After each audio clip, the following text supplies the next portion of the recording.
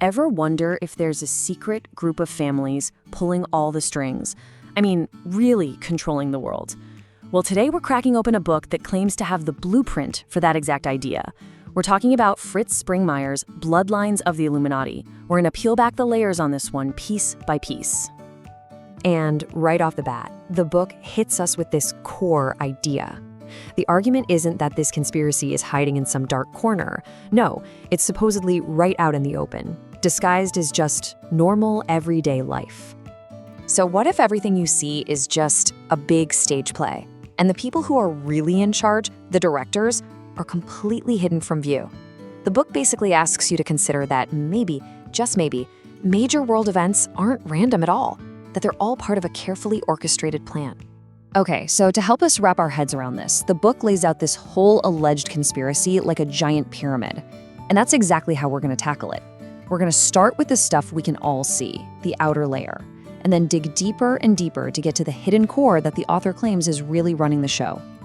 All right, let's get into it. The outer layer. According to the book, this first layer, the most visible one, is all about controlling the institutions that pretty much run our daily lives. We're talking about big corporations, the media, and even the government. The book claims this whole thing starts with the economy. I mean, look at this list. General Motors, General Electric, Boeing, Chase Manhattan. The argument is that certain key families don't just own a company here or there. Oh no. The claim is they steer entire industries through a complex web of directorships and ownership, everything from banking to technology to aerospace. But it's not just about money, right? It's about controlling the story, controlling the narrative. The book points to things like the Astor family owning the London Times for decades as proof. It's presented as a clear strategy to shape what you think, what you believe, through the news and media you consume every single day. And this alleged influence doesn't stop there. It goes way beyond business and the media. The book gets into how powerful foundations like the Rockefeller and Carnegie foundations supposedly reshaped public schools to push a specific one-world government agenda. And it even claims that agencies like the FBI and CIA aren't independent at all, but are actually just arms of power for this elite group. Okay, so now we're peeling back that first layer. We're moving deeper into the pyramid. And this is where the book introduces what it calls the connective tissue of the whole operation, secret societies. The claim is that this is where these powerful families all link up and coordinate their plans, far, far away from any public spotlight. So the text brings up these historical groups, like the infamous Hellfire Club. And it presents them as way more than just some quirky social club for rich guys. The idea here is that these were secret, satanic forums where the elite could plan and, well, do other things, completely hidden from the world. And you won't believe some of the names the source drops as members. We're talking major historical figures. It specifically alleges that Benjamin Franklin, that Benjamin Franklin, was involved in satanic rituals held in these caves under an estate. I mean, that's a wild claim, and it's meant to show you just how deep and hidden this secret history supposedly runs. Now, this table is really important to the book's argument. The crucial point here isn't just that these families belonged to a secret society. No, according to the source, the real power comes from being interconnected. They allegedly hold memberships in a ton of different influential groups all at the same time, creating this incredibly dense, overlapping web of control. All right, take a deep breath, because we've reached the very heart of the pyramid. This is the core of the entire book's thesis. This is the explosive claim that a handful of interconnected families are secretly running the entire planet from the shadows. And how many families are we talking about? Well, according to the source, the magic number is 13. Just 13 top families with power that's described as absolute and passed down from one generation to the next. And this quote from the book really says it all. The top 13 families don't obey the law. They are the law. I mean, that perfectly sums up their alleged status, right?